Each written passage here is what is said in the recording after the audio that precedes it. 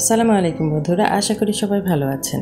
আজকে আমি আপনাদের সামনে আবারও একটা হেলদি লাচ্ছি রেসিপি নিয়ে হাজির হলাম। কারণ লাচ্ছিতে আমি যেগুলো উপাদান ব্যবহার করেছি সবগুলোই স্বাস্থ্যসম্মত। এই লাচ্ছিটা শুধু হেলদিই নয়, অনেক টেস্টিও। তো চলুন আজকে লাচ্ছি রেসিপিতে আমি কি ব্যবহার করছি সেগুলো দেখে নিই। আজকে লাচ্ছি তৈরির জন্য আমি এখানে 1 কাপ মতো খেজুর নিয়েছি। আর এই খেজুরগুলো আমি ভালোভাবে ধুয়ে ভিজিয়ে রেখেছিলাম, তারপর বিচি ছাড়িয়ে নিয়েছি। নিয়েছি 1/2 কাপ পরিমাণ কাজু বাদাম ও কাঠবাদাম, আর এই বাদামগুলো আমি নরম হওয়ার জন্য ভিজিয়ে রেখেছিলাম। আরও নিয়েছি 1.5 কাপ পরিমাণ টক মিষ্টি দই। আপনারা চাইলে এই লাচ্ছিটি টক কিংবা মিষ্টি যে কোনো একটা দই দিয়েই তৈরি করতে পারেন। নিয়েছি 1/2 কাপ পরিমাণ বরফ কুচি। এবার সবগুলো উপকরণকে আমি একে একে ব্লেন্ডারের জাগে দিয়ে দিব। যেহেতু আমি এই লাচ্ছিটি টক মিষ্টি দই দিয়ে তৈরি করছি আর খেজুরেও অনেকটাই মিষ্টি আছে, তাই আমি এখানে শুধু 1/2 কাপ পরিমাণ চিনি ব্যবহার করব আর দিয়ে দিব 1 চা চামচ পরিমাণ লবণ।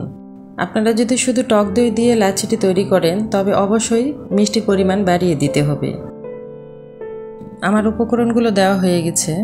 এবার সবগুলো উপকরণকে আমি ব্লেন্ড করে নিব। আর এই পর্যায়ে আমি কোনো পানি ব্যবহার করব না। দইয়ের এবং বরফ কুচির যে পানিটা বের হবে সেটা দিয়েই ব্লেন্ড হয়ে যাবে। কারণ প্রথম অবস্থাতে খুব বেশি পানি দিলে বাদাম এবং খেজুরগুলো খুব ভালোভাবে ব্লেন্ড হবে না।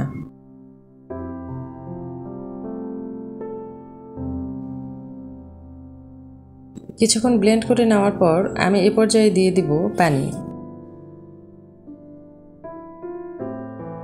পানি অ্যাড করার পর আমি আবারও কিছুক্ষণ ব্লেন্ড করে নিব। আর এখানে আপনারা নর্মাল কিংবা ঠান্ডা পানি দুইটাই ব্যবহার করতে পারেন।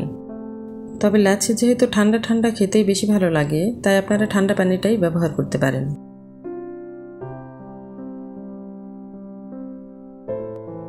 আমার ব্লেন্ড করা হয়ে গেছে আর দেখুন অনেকটাই ঘন হয়েছে। আমি এবারে এগুলোকে ছেঁকে নিব।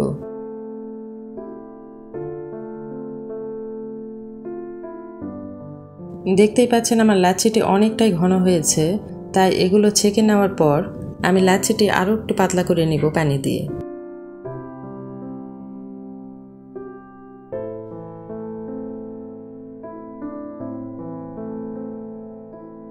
আমার লাচ্ছি রেডি হয়ে গেছে। এবারে আমি এগুলোকে গ্লাসে ঢেলে নিচ্ছি।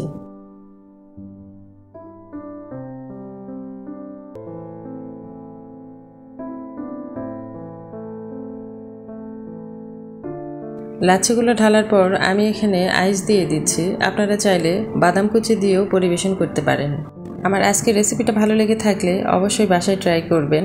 আর এতক্ষণ আমাদের সাথে থাকার জন্য ধন্যবাদ।